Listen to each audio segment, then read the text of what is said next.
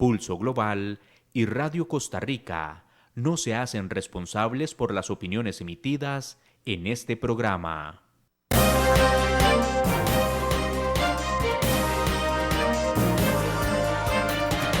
Pulso Global es un espacio que busca analizar los principales escenarios, fenómenos y acontecimientos en el panorama internacional, desde un análisis serio y académico que busca generar insumos para que cada quien pueda construir su propio criterio. Porque comprender lo que pasa en el mundo y cómo incide en nuestro entorno es imperativo. Le invitamos a tomarle el pulso al acontecer internacional junto con nuestros analistas Gerald Solano y sus invitados.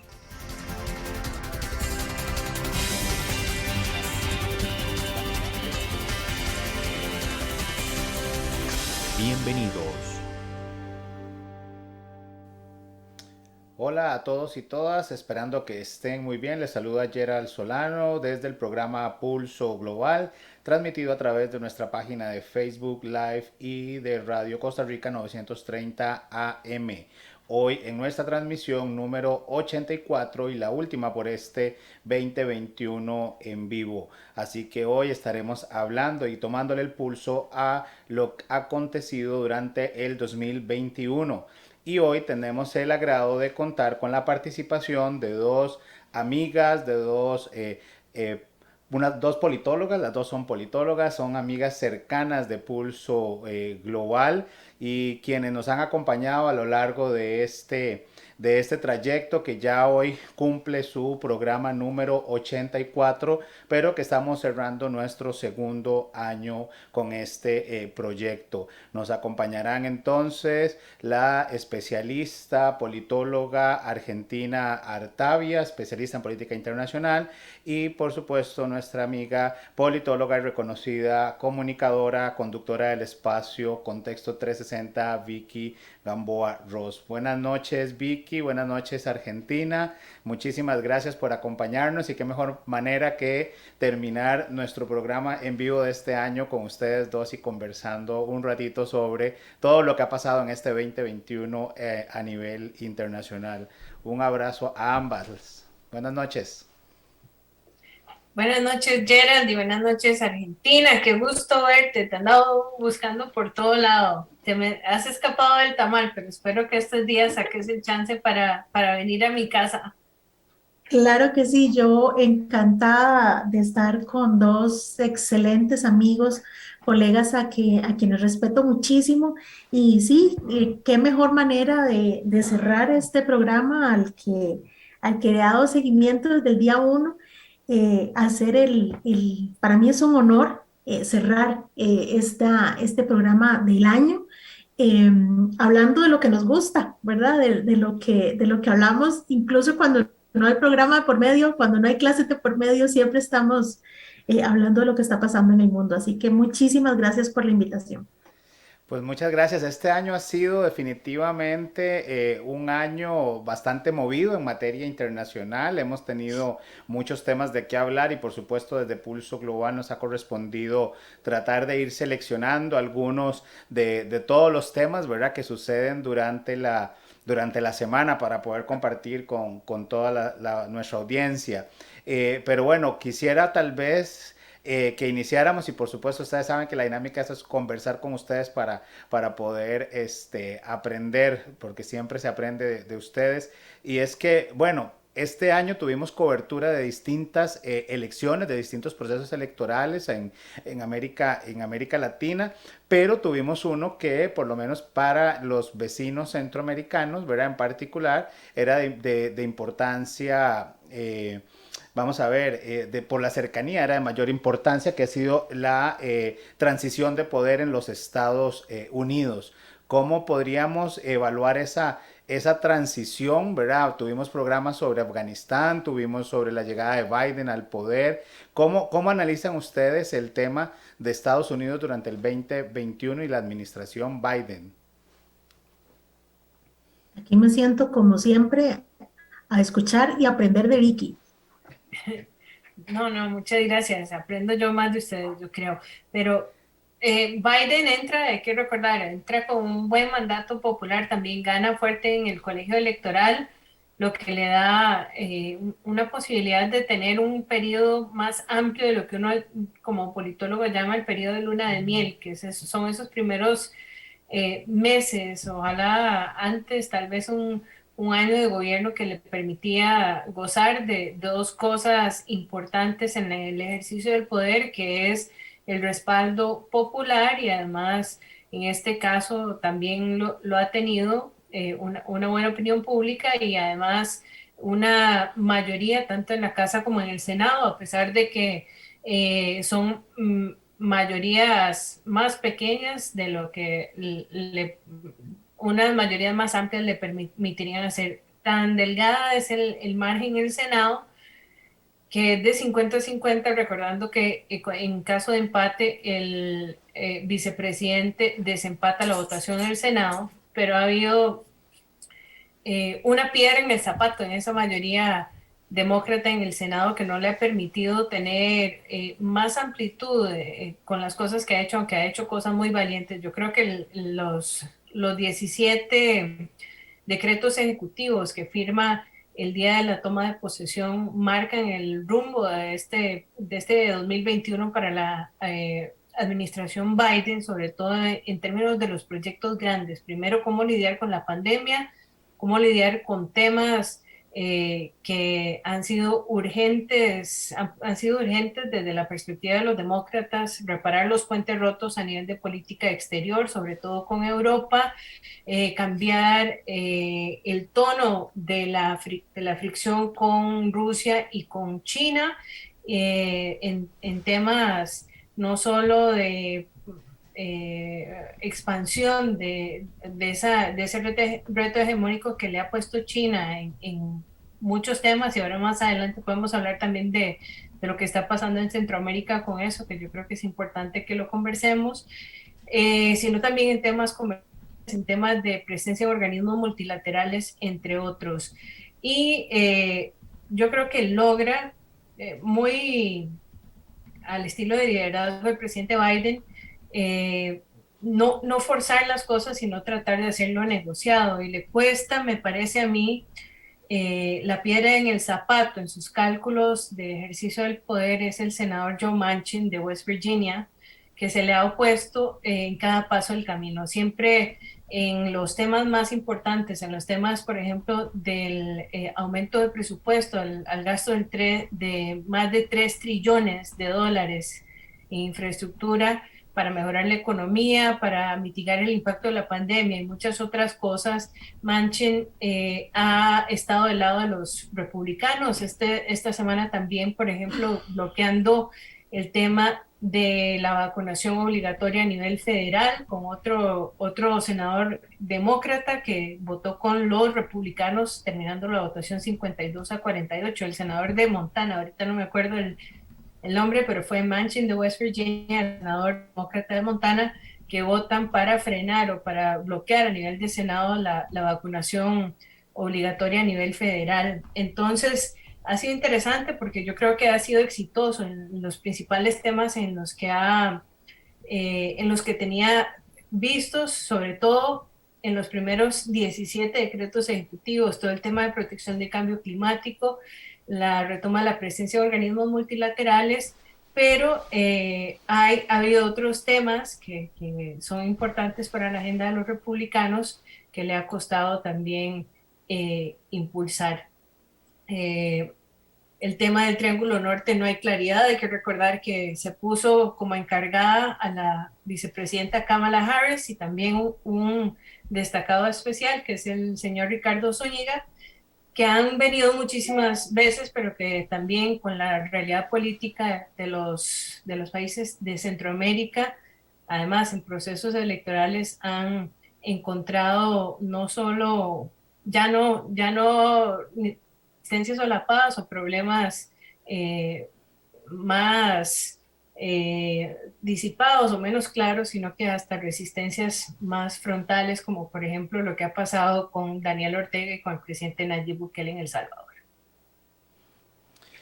Y Yo a ahí, esto que habla Vicky agregaría dos temas que para mí, eh, no tanto desde lo interno, como lo ha también planteado muy bien Vicky, sino hacia afuera, ¿verdad? ¿Cuáles son esos temas en los que nos han puesto a reflexionar, quizás sin querer, ¿verdad? Y es justo antes de la llegada del presidente Biden, las últimas semanas del presidente Donald Trump estuvieron girando mucho alrededor del tema de la vacunación, del tema de esas libertades, ¿verdad? De qué tanto podía obligar o no a la gente a vacunar. Además de eso, toda la incitación a la violencia, así claramente lo vimos en los medios de comunicación, en el asalto al Congreso.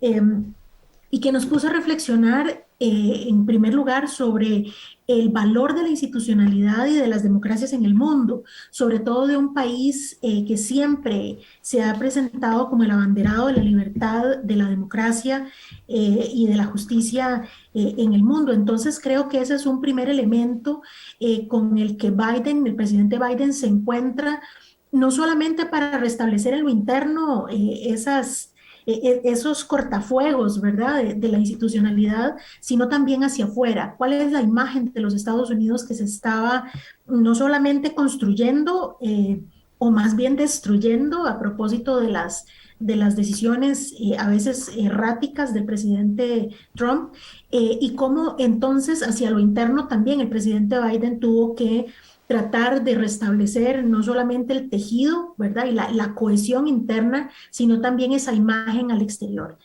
Y en segundo lugar, también derivado de esas decisiones del presidente Trump, recordemos de salirse de foros internacionales, de organizaciones internacionales, de denunciar incluso pactos y acuerdos en los que los Estados Unidos, si bien es cierto, no tenía una posición pues de peso, ¿verdad? Sino su presencia sola bastaba, aunque los compromisos no llegaran más allá, ese renunciar al multilateralismo le costó también a los Estados Unidos, o por lo menos al presidente Biden, enfrentar ese comportamiento y demostrarle a los aliados de siempre, ya lo señaló Vicky en el caso de Europa, que estaban de vuelta y estaban de buena fe de vuelta. Entonces, ese otro tema en el que también nos obligan a pensar, por eso decía, quizás no de manera consciente, es en el papel del multilateralismo, del compromiso, de los acuerdos firmados, de esa necesidad de un mundo globalizado, interconectado, sí, pero que debe atender o atenerse a los compromisos asumidos.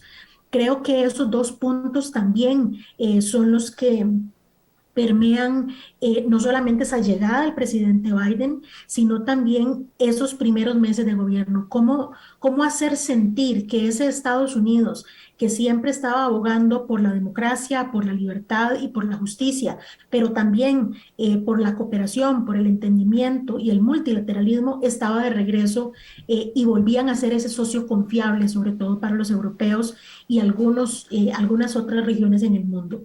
Creo que es parte de lo que le ha estado costando al presidente Biden. Recordemos que hace unos días también se convocó al Foro por la Democracia, donde convoca a algunos actores internacionales y también empieza a surgir ese cuestionamiento de por qué este sí y por qué este otro no, por qué fue convocado un actor como Vietnam, por ejemplo, pero China reclama que en ese Foro por la Democracia se hable del tema de Taiwán como que Taiwán fuera un actor, y los chinos además lo dicen claramente. Ese es un tema sensible, ese es un tema que los Estados Unidos saben que entra en conflicto con los intereses de China. Entonces, creo que hay un espacio para esa recomposición de los Estados Unidos como ese actor antes de Trump. eh, que le está costando a Biden claramente, porque bueno, el mundo cambió, no solamente producto de la pandemia, sino también por ese ejercicio del poder que hizo Trump. Se eliminaron todos los límites, ¿verdad?, de lo políticamente correcto, y el presidente Trump se los salta o abre los portillos, y entonces también hay que entender esa nueva forma de hacer política que también a muchos les convenía. Entonces creo que ese es otro de los elementos también que están ahí gravitando, no solamente para el análisis, sino también para saber de qué manera podemos entender el comportamiento de los actores internacionales, de cómo también podemos entender los pactos y los tratados y ese multilateralismo, sobre todo también producto de esta pandemia, que evidentemente es un elemento que hay que agregar a cualquier análisis que se haga.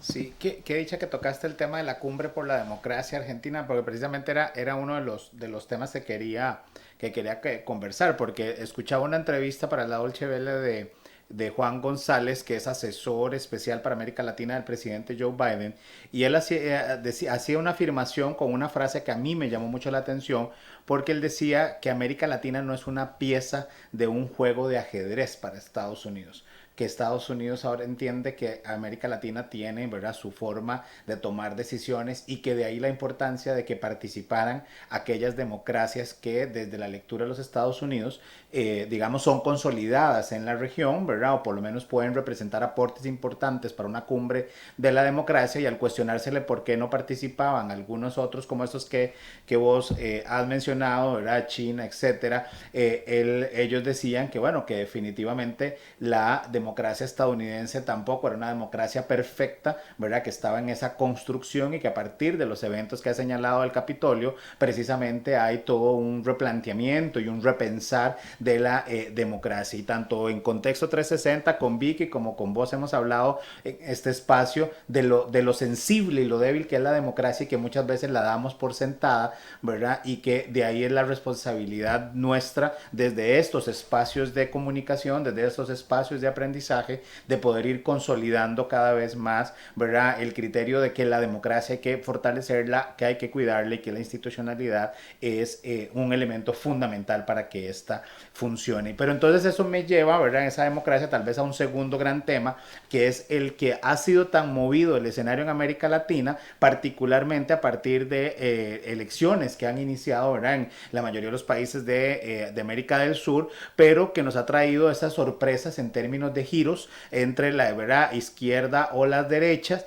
y que al final, ¿verdad?, es importante tal vez hacer un poco esa lectura de cómo se ha venido reconfigurando América Latina. Y en ese caso podríamos obviamente, creo yo, empezar tal vez hablando de Nicaragua, ¿verdad?, el proceso de votación, como lo llamo yo, en Nicaragua, porque en realidad no hubo una elección, no había oposición, no había candidatos fortalecidos, pero que desde la lectura de ustedes, cómo podemos, digamos, visualizar el 2022 para Nicaragua, con un Daniel Ortega aferrándose cada vez más al poder, ¿verdad?, anunciando hace un par de días el rompimiento de relaciones diplomáticas con Taiwán y estableciéndolas con China, y prácticamente 24 horas después llegando un avión, ¿verdad?, con 200,000 vacunas que fueron incluso gestadas y negociadas desde la embajada china en Costa Rica. ¿Cómo vemos esa Nicaragua en ese tablero de ajedrez, ya como actor, por supuesto? Yo creo que sí, algo quiero retomar de esa frase de la entrevista que escuchaste, es que América Latina no es parte de ningún tablero de ajedrez. Bueno, habría que preguntar no solamente de qué planeta viene, ¿verdad?, sino cuántos años ha perdido de conocimiento de lo que América Latina ha significado, y sobre todo Centroamérica ha significado efectivamente en un tablero de ajedrez geopolítico para los Estados Unidos. Antes con la Unión Soviética, y ahora, bueno, hay una recomposición, Rusia claramente, pero también con China. Y no es casualidad. O sea, el tema Taiwán le sirve a los Estados Unidos para mantener control, no tanto como en los 70s, 80s, incluso 90s, con los países latinoamericanos, pero sobre todo para, de alguna manera, poner una barrera de contención con China, con una presencia cada vez más creciente de China en la región, que no lo ha hecho de manera más fuerte, sino en lo que también nosotros desde la política internacional conocemos como el soft power, ¿verdad? El poder suave, el poder blando, son donaciones de estadios como el que tenemos acá, que son también donaciones de mascarillas y de vacunas. Ese es el acercamiento que ha tenido China, que creo que los latinoamericanos, sobre todo Costa Rica, no han aprovechado en su totalidad esa vinculación con el gigante asiático, ¿verdad? Y ahí está claramente establecido eh, en cualquiera de los datos de las balanzas comerciales de cualquiera de los países, siempre hay un déficit en perjuicio nuestro porque no hemos sabido cómo explotar esa relación. Pero claramente aquí hay un juego de ajedrez político, ¿verdad? Geopolítico, con esa vinculación que los Estados Unidos lo saben y están tratando también de que no se suelten esos hilos, ¿verdad? Del control que tenía con los países latinoamericanos electorales, están muy permeados por la geopolítica. Querámoslo ver o no, la cosa es que ahí está presente la geopolítica también. Y en el caso, y vuelvo a tocar el tema acá que ya había señalado, en el caso de los Estados Unidos, quizás nos hemos mal acostumbrado a traducir el tema de la democracia solamente desde el punto de vista procedimental. O sea, que si se cumplen, ¿verdad? Casi que es como una lista de checks, ¿verdad? De cosas que se hacen. Hay elecciones, sí, o sea, significa ir a votar, que si hay determinadas condiciones, o sea, pero es que ya las democracias, o más bien las personas y las sociedades que viven en esos sistemas políticos que tienden a llamarse democráticos, se han quedado solamente con ese concepto de la democracia desde el punto de vista procedimental. Pero lo que significa también vivir en democracia es que las personas puedan tener acceso no solamente a bienes y servicios, sino a que sus necesidades se vean cubiertas. Cuando eso no es posible, estamos hablando de que hay sistemas políticos democráticos que están fallando en atender esas necesidades de la gente. Y ahí es donde eso, mezclado con ese elemento de la geopolítica, se vuelve más complejo, se vuelve más pesado, y que en el caso de Nicaragua es mucho más que evidente. No podemos desconocer que hay un gobierno que se ha enquistado desde hace muchos años, no solamente con la complacencia de muchos de los actores internos, y estamos hablando aquí de los grandes oligarcas que no dejan de estar, ya sea viviendo en Nicaragua o teniendo vínculos con Nicaragua, que han establecido esos pactos bastante extraños, por decirlo de alguna manera, con el dictador, porque no podemos llamarlo de otra manera tampoco, con el régimen de Ortega Murillo, y que esos acuerdos de que no me toques, ni me toques mis fortunas, ni me toques mis negocios, y te dejo hacer lo que querrás en lo político, ya ha llevado a Nicaragua durante los últimos 20 años, por lo menos, a la situación que tenemos hoy. Entonces, la complacencia interna con los actores que han podido ponerle límites a ese poder desmedido, esas ansias de poder desmedidas de Ortega, ha llevado a que hoy haya encarcelados, ¿verdad? Que haya detenidos políticos, presos políticos, que la prensa también esté disminuida y debilitada. Y frente a eso, este discurso de la geopolítica, ¿verdad? Casi que volver a los años 80, de esa confrontación con los Estados Unidos, y que si Nicaragua está vinculada con Cuba, con Rusia y ahora los chinos, es también lo que sirve para mantener a un Ortega en el poder.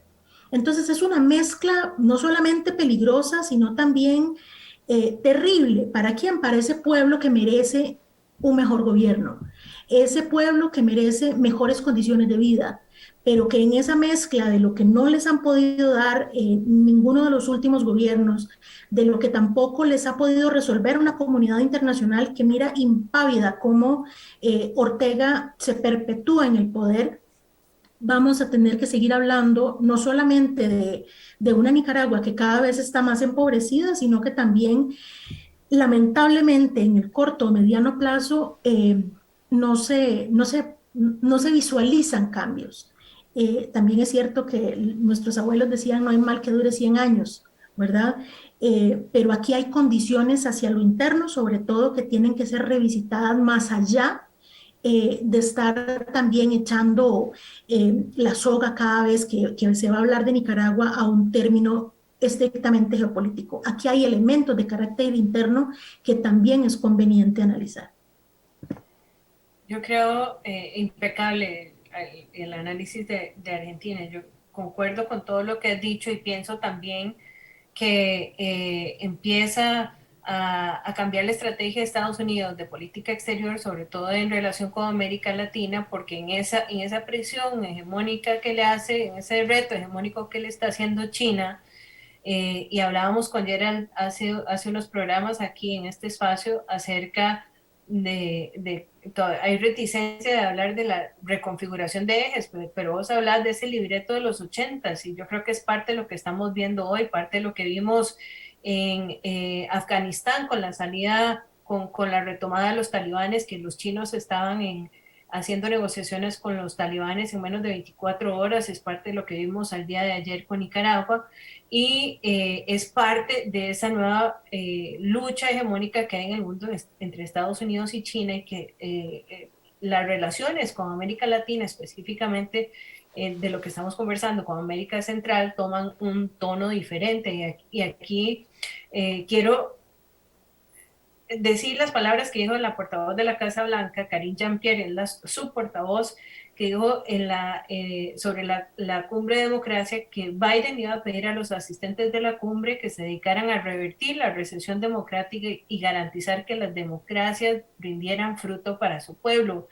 Y también recordar lo que había pasado hace también unos meses en las conversaciones en una cumbre que hubo entre Biden, el presidente de Ecuador, de Bolivia, de Argentina, en donde hablaban sobre el cambio de la dirección de la ayuda o asistencia y las relaciones comerciales de Estados Unidos con América Latina, que el enfoque era buscar generar bienestar para los habitantes de América Latina, que es un enfoque que no habíamos visto anteriormente. Y si lo unimos a esa perspectiva también con datos como lo del Latinobarómetro, que nos dice que en América Latina el 50% de las personas no está viendo la democracia como una cosa esencial, como la mejor forma de gobierno, eso hace que se vuelva terreno fértil para en ese tablero de ajedrez para que China pueda avanzar sus fichas. Y entonces la perspectiva de las relaciones internacionales de Estados Unidos en este caso específico con América Latina, cambia el tono, y ahí vemos estrategias como la de los 4 billones de dólares destinados al Triángulo Norte, que se destinan a temas mucho más específicos, mucho más dirigidos a temas de vulnerabilidad, por ejemplo, temas de impactar comunidades de cambio climático, comunidades vulnerables a procesos de migración forzada, que son cosas que no habíamos visto, por ejemplo, en la década de los 80. Entonces, eso significa un replanteamiento de las relaciones de Estados Unidos con el resto de América Latina, y vamos a ver qué fruto rinde, ¿verdad? Hasta ahora las cuestiones son, me parece, inciertas. Vimos la elección en Honduras de Xiomara Castro, que también ha hablado abiertamente de un acercamiento con China, y eso significa que en esa polarización que existe actualmente, no solo en América Latina, sino en el resto del mundo, que las elecciones se están decantando por márgenes muchísimo más pequeños, ¿verdad? Usualmente procesos de segunda ronda, porque ninguno alcanza mayorías calificadas para ganar en primera ronda. Los actores, o sea, por lo menos en lo que hemos visto en este ciclo, son muy polarizados, actores muy de derecha y muy de izquierda, terminando en instancias finales, y eso significa que esos procesos de relaciones internacionales se vuelven más inciertos, hay más en la línea, porque están las posiciones más lejanas del centro, menos moderadas.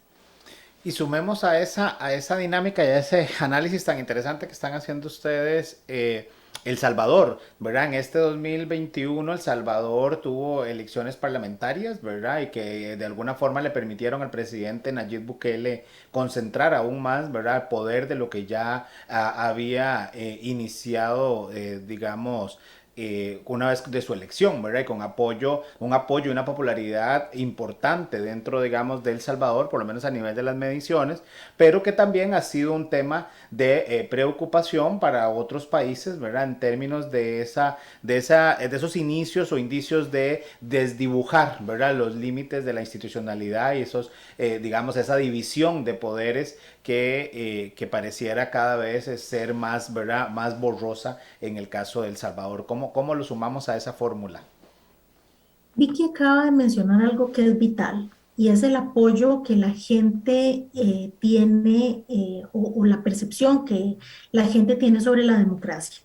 Una democracia que es solamente ir y votar se vuelve con el paso del tiempo en inoperante porque se vuelve en algo tan mecánico que pierde sentido. La gente le pierde, digámoslo coloquialmente, como que le pierde el cariño, ¿verdad? Porque ir, votar y no cambia nada y las cosas siguen igual, sigo teniendo los problemas, o que si hay corrupción o desempleo, o que el costo de vida elevado y demás, y eso no resuelve nada. Y este dato que da Vicky del Latino Barómetro es fundamental por eso, porque la pregunta que tenemos que hacernos es, ¿qué es lo que está dejando de hacer un sistema político democrático para que la gente crea que ese es el mejor y no los autoritarismos, sobre todo en una región como Centroamérica, que ya pasamos por décadas con regímenes autoritarios, por regímenes represivos, que claramente tampoco le estaban generando respuestas a la gente. Y se vendió, sobre todo a finales de los 80, con la firma de los acuerdos de paz, finales de los 80, principios de los 90, que la democracia era la solución a los problemas. Entonces, lo que estamos viendo en El Salvador, pero que también podemos ver en Honduras, que también lo vimos en Guatemala y que lo estamos viendo también en Costa Rica, ahora también por la cercanía de las elecciones, es a una mayoría de ciudadanos y de ciudadanas que le reclaman a ese sistema político que ofreció siempre libertades, sí, pero también la solución de sus problemas. Y que como no lo está haciendo, tienen que buscar, ¿verdad? Tienen que volver la mirada para buscar qué otro sistema o qué otro personaje, porque también hablamos de que esas carencias democráticas a veces se llenan, a veces son llenadas no solamente por conceptos autoritarios, sino también populistas. Y ese es el riesgo que tenemos, lo vimos en Estados Unidos, ¿verdad? Recordemos cómo llega Trump al poder ofreciendo qué, diciendo qué era lo que estaban en capacidad de hacer, y lo mismo funcionó con Bukele en El Salvador. ¿Qué le dijo a la gente? ¿Cómo convenció a la gente de que él era la solución encarnada para los problemas que tenían los salvadoreños? Entonces, sí, hemos visto también imágenes terroríficas, sobre todo para nosotros costarricenses, que no sabemos lo que es tener a un ejército al frente. Ese ejército que irrumpe en el Congreso y que prácticamente hace secuestrado a los diputados y a las diputadas, pero que además ha tenido discursos que van mucho en la línea de restringir, de coartar libertades, de imponer actitudes y comportamientos, y que es claramente contrario a lo que hemos estado considerando siempre que es una democracia. Entonces, el presidente Bukele puede decir que El Salvador vive en una democracia tal y como él la concibe, pero ya ha entrado en franca contradicción, no solamente con esos postulados básicos de lo que son los sistemas políticos democráticos, sino también con un Estados Unidos que ya le ha mandado incluso mensajes muy claros de que sí y que no puede tolerar. Pero en esta misma lógica de la geopolítica, que también estábamos hablando hace unos minutos, esa alianza que tiene con China, es ese acuerdo que establece en distintos niveles, no solamente económicos, sino también culturales, deportivos, ¿verdad? Y ahora también esta llamada la ciudad del Bitcoin, ¿verdad? Estas nuevas formas de entender la vinculación del Salvador con el mundo también lo hacen atractivo para otros. Y ese es el riesgo también, ¿verdad? De lo que vemos como lo que algo puede que cambie la manera en la que se están haciendo las cosas y que de alguna manera intente responder a demandas y necesidades de la gente, aunque sea por un momento, ¿verdad? Aunque sea por una coyuntura, sí puede ser como un efecto de demostración que los Estados Unidos ya claramente está entendiendo cuál es el papel de Bukele en El Salvador y lo que podría significar para el resto de la región. Entonces, el caso Bukele es complejo. Bueno, claramente no fue invitado a la cumbre por la democracia, justamente por estas características que estoy señalando, más si a eso se suma que está entrando también en ese grupo o en ese club de amigos, ¿verdad? Como también lo han denominado con respecto a China. Entonces, hay muchas alertas encendidas en la región con el tema de la democracia. No es cosa menor, no es un tema como también el presidente Bukele mandó a decir al resto de países que estaban preocupados no solamente por ese desplante militar en el Congreso, sino también por otras medidas que estaba tomando. Déjennos resolver a nosotros nuestros problemas y ustedes resuelvan los suyos como pueden, ¿verdad? No se trata solo de eso. Aquí el tema de la autodeterminación de los pueblos no puede ser tampoco malinterpretada porque, de nuevo, estamos en un mundo interconectado, en un mundo que es globalizado y que lo que hace uno afecta al resto. Y eso también requiere análisis profundo, ¿verdad? Para entender por qué esos comportamientos que no son obra de la casualidad, pero también la manera en la que esos comportamientos impactan no solamente al vecindario, sino también a una región completa.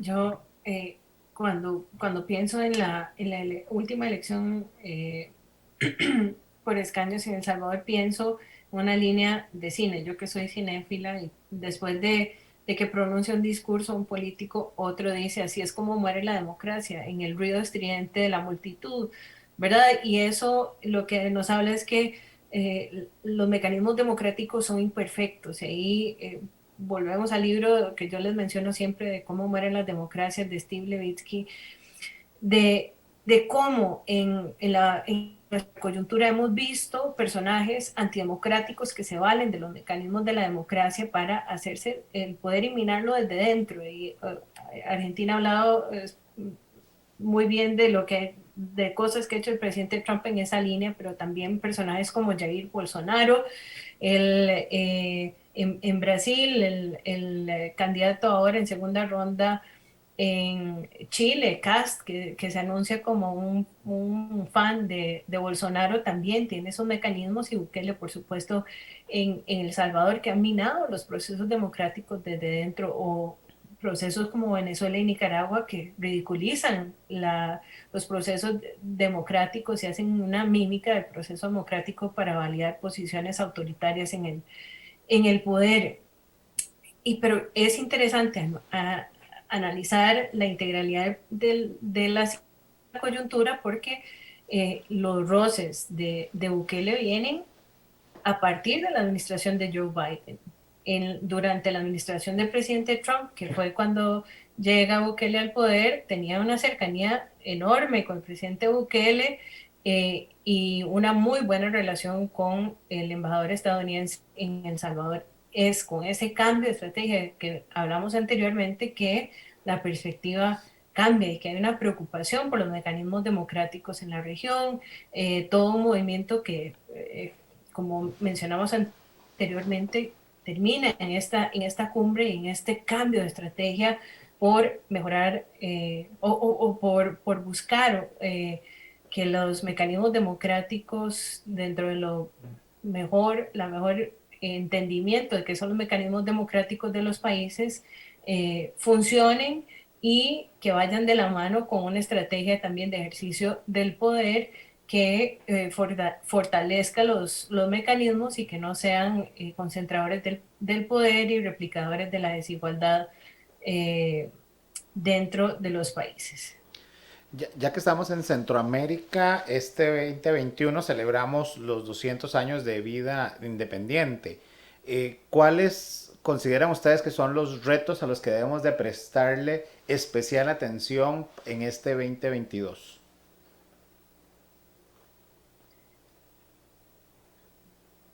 Dale.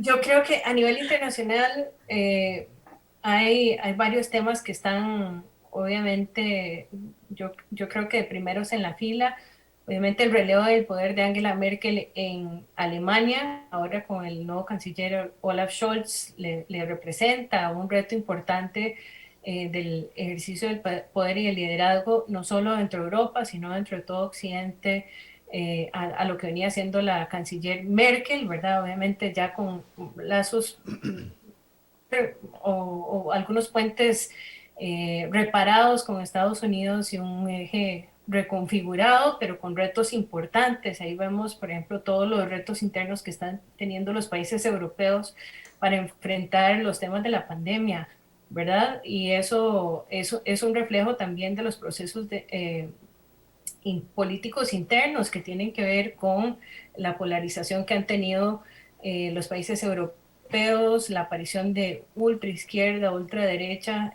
parte de esa polarización que hablamos sobre el resto del mundo. Hay un tema también que está, yo creo que va a ser de los principales temas en los próximos días, que tiene que ver con las pláticas del acuerdo nuclear de Irán. Tienen una semana de estar tratando de volver a la mesa de negociación después de que el presidente Trump fue una de las primeras acciones que hizo, salirse del acuerdo nuclear con Irán, y ha generado todo tipo de problemas y de inestabilidades políticas en la región del Medio Oriente, y el tema también obviamente de China, pero con reverberaciones, por ejemplo, con Corea del Norte. Corea del Norte también, que había tenido otro tipo de relación con Estados Unidos bajo el liderazgo del presidente Trump, acercamientos incluso poco ortodoxos a lo que uno está acostumbrado a ver. La semana pasada la Casa Blanca anuncia operaciones especiales porque tiene preocupación sobre el aumento de la capacidad de armamento, específicamente armamento nuclear de Corea del Norte, y lo que esto pueda significar para la seguridad internacional y el tema del papel que juega Rusia en todas esas situaciones. Hay que recordar también lo que viene haciendo Rusia en términos cibernéticos y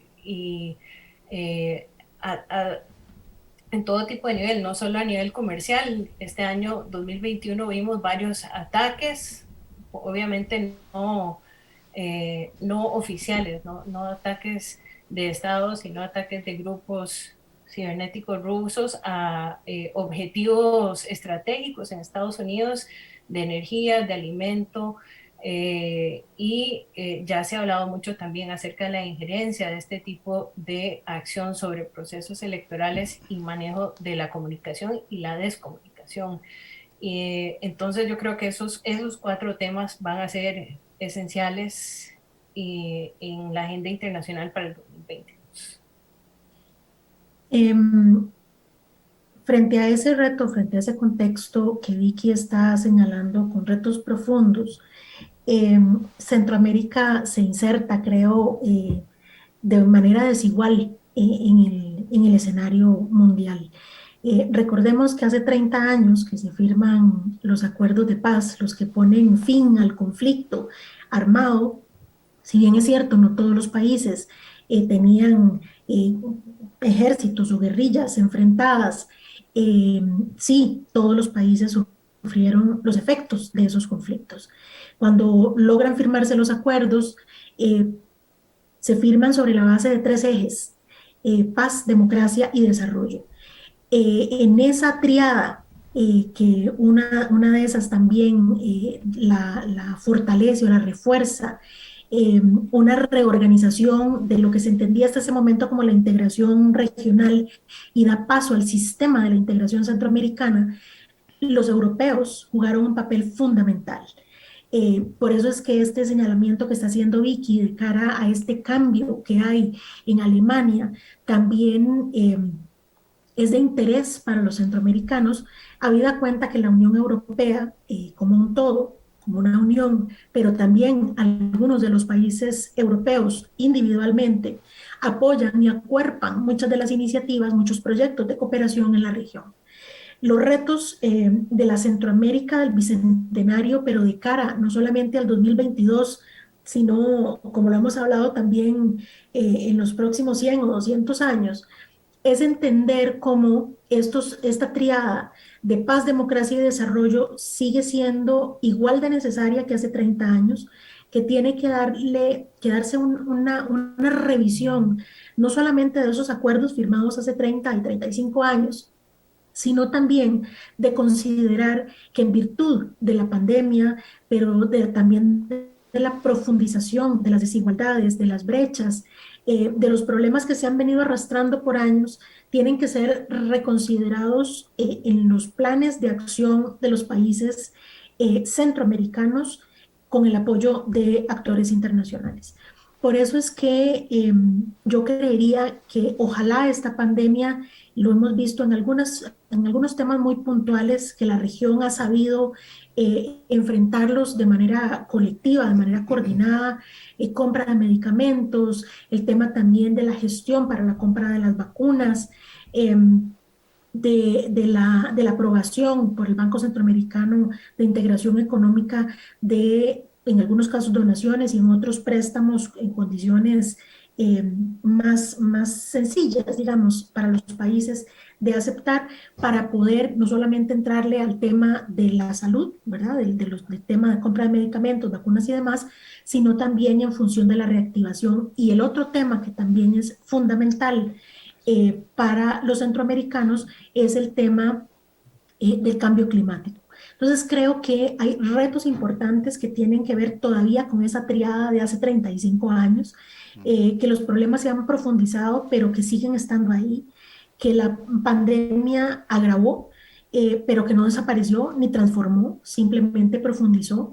Y creo que el esfuerzo que tiene que hacer la región es precisamente seguir trabajando de manera colectiva, coordinada, para tratar de darle respuesta a problemas que son comunes, a problemas que es más, no sé si más sencillo, pero tal vez que pueden encontrar soluciones más creativas si se discuten en colectivo. Por eso es que también es importante este tema de las democracias y cómo los sistemas políticos resuelven las cosas, porque al hacerlo en colectivo, cuando se trata de países que tienen mecanismos similares para enfrentar los problemas, de mecanismos y procedimientos similares para dar respuesta a esos problemas, pues entonces las soluciones llegan de manera no solamente más coordinada, sino también más duradera.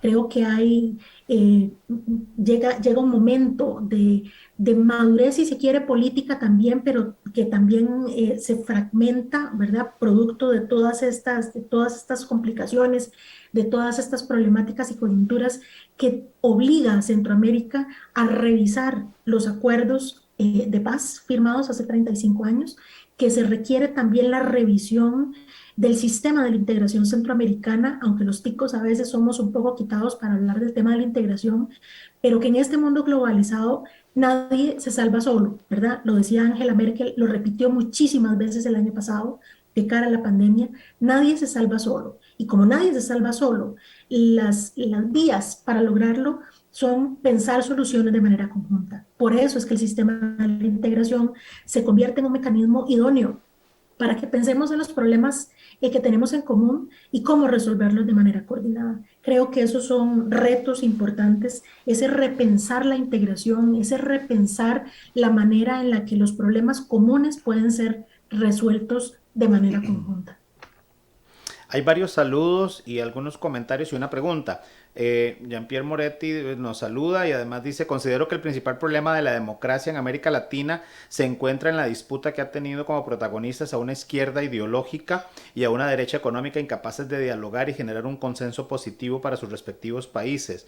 Por consiguiente, es habitual escuchar posturas populistas, nacionalistas y hasta militaristas que ponen en riesgo la democracia. Y Marisela Méndez pregunta, dice: vemos a partidos políticos de acá de tendencia conservadora que aplauden el estilo de liderazgo de Bukele a la vez que descalifican decisiones del gobierno de Costa Rica tildándolo de dictadura, sin que sea utilizar ese calificativo para el estilo y los actos de Bukele. La pregunta es: ¿cuál es el riesgo de que las próximas elecciones nos den una sorpresa en ese sentido de embarcar a Costa Rica en proyectos de este tipo, autoritarios y antidemocráticos? ¿Puede una democracia impedir que se le utilice como trampolín para consolidar regímenes totalitarios? Voy a responder con otro dicho, ¿verdad? Cuando veas las barbas de tu vecino recortar, pon las tuyas a remojar, decía mi abuela. Eh, Creo que tenemos muchos ejemplos en la región de lo que sucede cuando esas posiciones excluyentes de conservadores, ¿verdad? Y progresistas, sea lo que sea que signifique eso en los distintos países, porque tiene muchas connotaciones también. Cuando esas posiciones se ven como excluyentes, no hay acuerdos posibles ni hay forma de entender eh, que una decisión que compete y sobre todo que incide en la vida de tantas personas pueda hacerse de manera diferente. ¿A qué me refiero con esto? Cuando no se ve a la otra persona como alguien que piensa distinto, sí, pero que no es tu enemigo, eh, hay formas desde la política de llegar a entendimientos y de llegar a acuerdos. Pero cuando ves a esa otra persona como tu enemigo, como alguien a quien hay que eliminar de cualquier forma posible, entramos a lo que Vicky también ha señalado, que a mí me encanta también ese libro, de cómo mueren las democracias. Para quienes nos están escuchando y nos hacen el favor de acompañarnos esta noche, si no lo han leído, búsquenlo, está en PDF ya en las redes, ¿verdad? Búsquenlo porque vale la pena mucho leerlo, porque hay muchos mensajes. Si la evidencia de lo que está sucediendo en los países no nos es suficiente, ese libro termina de poner los puntos sobre las íes. ¿Por qué es necesario defender la separación de poderes? ¿Por qué es necesario entender que esos poderes sobre los que se ha basado un sistema político tienen que coordinar y que tienen que dar lo mejor de los esfuerzos que pueden con los recursos escasos que países como los nuestros tienen en mejorar la calidad de vida de la gente? Que quienes se meten a la política son personas que deben trabajar por el bienestar de las mayorías, no enriquecerse individualmente o sectorialmente. Y entender sobre todo eso, de que quien tengo al frente es alguien que piensa quizás distinto que yo, pero que en esencia quiere lo mejor para el país en el que se vive. Cuando perdemos de vista que quien está al frente no es nuestro enemigo, no tenemos que destruirlo, sino que es alguien que puede ayudarnos si encontramos esos puntos de acuerdo, esos puntos en común, que puede ayudar a mejorar nuestra forma de pensar y nuestra forma de hacer las cosas empiezan a cambiar. Lo estamos viendo en Chile, sí, de nueva cuenta, cuando están discutiendo temas que ya que se habían quedado quizás no olvidados, pero también quizás que habían disminuido en la intensidad de la discusión.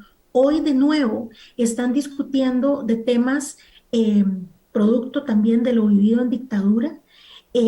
Están retomando temas desde el conservadurismo, sí, pero también esos conservadores están achacando comportamientos inadecuados, formas de cómo se ve a la otra persona que es diferente. Recordemos también hace algunos meses cómo trataron a un grupo de migrantes venezolanos en territorio chileno, cómo les quemaron las pertenencias, cómo fueron tratados, y cuando olvidamos que quien está detrás de cada una de esas pertenencias, de esas cosas, son seres humanos, son personas como nosotros, perdemos de vista para qué se trabaja y para qué se quiere fortalecer la democracia. Creo que eso es lo que tenemos que retomar acá, en virtud de todas las confrontaciones, de todo lo que hemos visto que han padecido nuestros hermanos más cercanos, aquí para arriba en la frontera norte y un poquito más allá, de lo que ha sucedido también en Estados Unidos con las poblaciones afrodescendientes, con lo que ha sucedido también en Guatemala y en Honduras, con poblaciones indígenas, pero también con defensores del ambiente, y en América del Sur ni se diga, ¿verdad? Con poblaciones también indígenas, con migrantes, con gente como Vicky, como vos, Yara, como yo, como quienes nos están escuchando, con necesidades, con sueños, con miedos, con desafíos. Cuando dejamos de ver a la persona detrás de cada uno de esos problemas o de esos pensamientos, hemos perdido todo. Creo que tenemos que entender que hay personas que están detrás y que requieren también que lo mejor de nuestras capacidades sean puestas al servicio de esa mayoría. Eh, si tenemos eso en mente, creo que podemos identificar muy bien quiénes son las personas que atentan contra esa necesidad de un tejido social fuerte, de un Estado que vele por el bienestar de las mayorías. Cuando hacemos esa lista para saber quiénes sí y quiénes no, creo que nos va a ser muy fácil reconocer quiénes son esos enemigos que le dan muerte a la democracia, como ese libro que nos ha sugerido Vicky y que también hay que leer. No olvidemos dónde están los enemigos de la democracia, cuáles son los que, echando mano de los recursos que la democracia les ofrece, echan a perder todo. Creo que ahí está quizás las claves para poder identificar y que no nos pase lo que le está pasando a muchos de los países, no solamente de esta región, sino también del mundo. Y recordar que no hay sistema que sea inmune, no hay sistema que sea inmune. Yo creo que Costa Rica ha tenido ventajas, y para usar una metáfora que está en boga en tiempo de pandemia, hemos generado anticuerpos en contra de ese tipo de acciones, personajes y discursos a través de dos elementos claves, que son la cultura y la educación, una cultura de paz que hemos tratado de promocionar durante todo el tiempo de la Segunda República, y una educación que ha sido uno de los pilares de los sistemas del sistema democrático costarricense. Pero hay que preguntarse también qué hemos hecho para fortalecer esas dos cosas, sobre todo en los últimos 2, 3 décadas, ¿verdad? Y cuando uno ve datos, igual, volviendo al tema como de Latinobarómetro, el apoyo popular a la democracia, todos los estudios del CIEP acerca del apoyo popular a las instituciones, uno piensa también en Levitsky, en ese libro que venimos mencionando, acerca de las pruebas Litmus de personajes antidemocráticos y discursos antidemocráticos. Muchos se han venido usando, sobre todo en los últimos 10 años en este país, descalificación de los opositores, ataques directos a los referees, y tratar de también violentar los mecanismos democráticos, ¿verdad? Entonces hay que poner, como dice Argentina, las barbas en remojo de hacer un esfuerzo colectivo por fortalecer y pedir también a los tomadores de decisión fortalecer estos aspectos. Hay, hay temas interesantes, y a mí en las últimas semanas, con estos mecanismos que han puesto medios de comunicación, y han puesto también centros de estudio sobre afinidad con un candidato a otro, los resultados son curiosísimos, porque aparece uno que aparentemente es de derecha, seguido de otro aparentemente de izquierda, y eso significa, por lo menos el análisis que yo puedo sacar, es que todavía tenemos mecanismos de diagnóstico de la sociedad en los que estamos de acuerdo, ¿verdad? Estamos de acuerdo por lo menos en alguna masa crítica de acciones colectivas que tenemos que tomar, y eso es una buena noticia para nuestro país, pero no significa que la democracia no es una institución que es viva, que tenemos que seguir trabajando y apoyando y mejorando los mecanismos democráticos. Y ahí hay discusiones interesantísimas que también se han dado en esta coyuntura, por ejemplo, en el marco de la aprobación de la ley de voto informado, la primera ley que entra por el mecanismo de acción popular a la Asamblea Legislativa y termina aprobada. ¿Cómo mejora eso el proceso democrático? También otros que se están dando también a raíz de lo atípico de la cantidad de actores que participan en este proceso electoral, y de cómo se tienen que mejorar los mecanismos de la democracia y hacia dónde para fortalecer el sistema.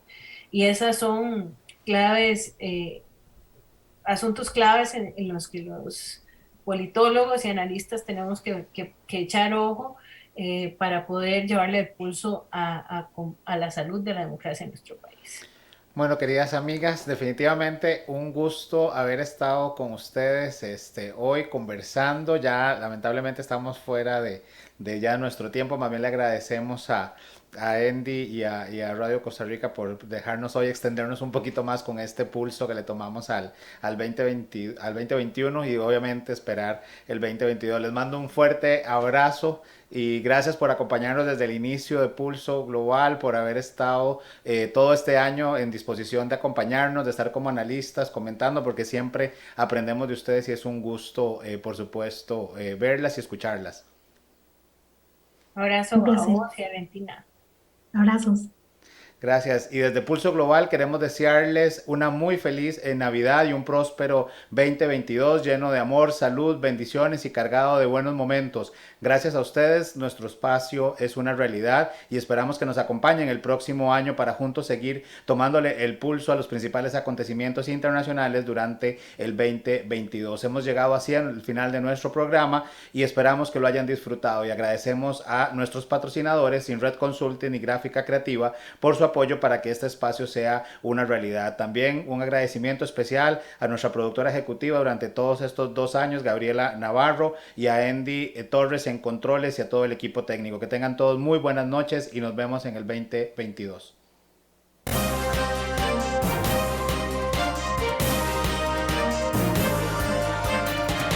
Esto fue Pulso Global. Gracias por acompañarnos en una transmisión más. Le invitamos a sintonizarnos por Facebook Live y Radio Costa Rica 930 AM para llevar juntos el pulso al acontecer internacional.